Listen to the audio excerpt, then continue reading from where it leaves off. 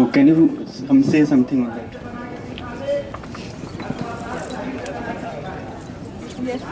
Any other question that you would want to club together with this one, which you want Professor Ghosh to address?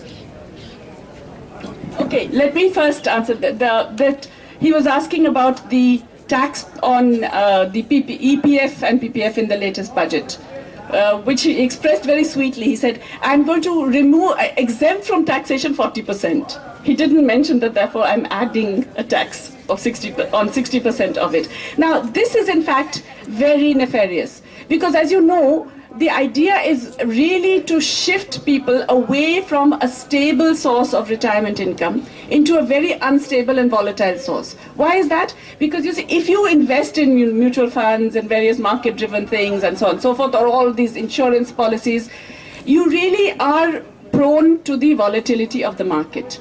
The EPF and the PPF, because of the resistance of the trade unions, have been protected from that volatility. They give you secure rates of return. And this, of course, is seen as a big incentive to keep your money in the PPF. And it's a fair incentive because it's ensuring that people who have actually worked continuously and who save to put their money in that will actually get a minimum insured, safe, regular source of income. What's really being done here is to shift people away from that, because now 60% of that is going to be taxed. Now, if that's a huge thing, why would you keep your money there? If you know that when you retire and you need the money, more than half of it is going to be taxed at 30%. So the incentive then would be to keep it in something which you think was not taxed as much, or which will be taxed, but offer you higher returns, so-called higher returns at the time being, but are market linked. Now, once you get into that, you are then exposed to the vagaries of the market, and you are subject to all kinds of possibilities in terms of the income. The purpose of the government here is to shift people away from the secure savings that EPF, PPF provide and force them into these market-related things. That's happening anyway. You know that the national savings schemes, which used to provide a secure amount at the end, have been more or less phased out. The postal savings are being undermined. Various things which would provide a secure source of saving, risk-free source of saving, are basically sought to be undermined to push people into the market-driven. And this is part of a broader thing where you're also trying to push people into market-driven insurance. So instead of giving health services, you say, I'm going to give you health insurance. Okay? And you pay a premium and then you go out to a private provider.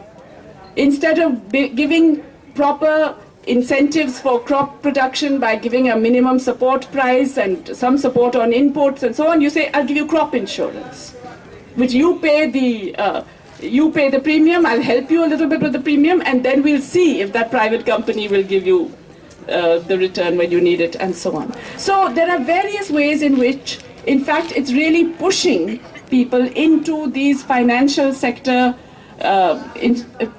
agencies which are not finding an adequate market at the moment.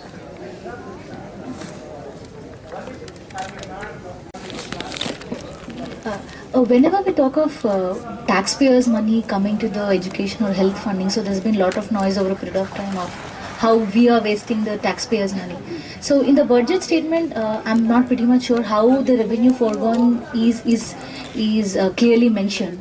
Whereas, because even with the, I remember with the, in a very recent another economics lecture, there was also the customs and central excise foregone, which happens in the ports and the airports. So if we club up all this, I mean, it will constitute more than 20,000 crores. Well, I don't even know how many zeros exist.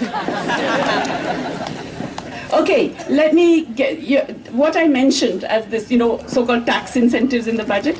The total, that is to say, the incentives on corporate tax, on customs, on excise, all of them taken together is 551,000 crore. Okay, zeros become a bit complicated, right? So what are we talking about? We are talking about approximately 5% of GDP. Okay, to give you a sense of it, how much are they spending on the employment guarantee, which they're going on and on? 0.21%. 0.21, they're here, we're talking more than 5%. Okay? How much in terms of the total education spending? That's about total, everything. That's about 3%. Higher education gets how much? less than 1%, 0.8%. Okay, these are so just the corporate spending, 68, the tax incentives to corporate, 68,770 something. Okay, that's just last year. Okay, if you take for the last 5-10 years, you are going to get in the trillions and trillions and trillions of rupees. Okay, but the corporate tax is 68,000 rupees, well above the total higher education budget. So you are getting the picture. Yeah? Maybe double the high. I have to go and check. More than double, maybe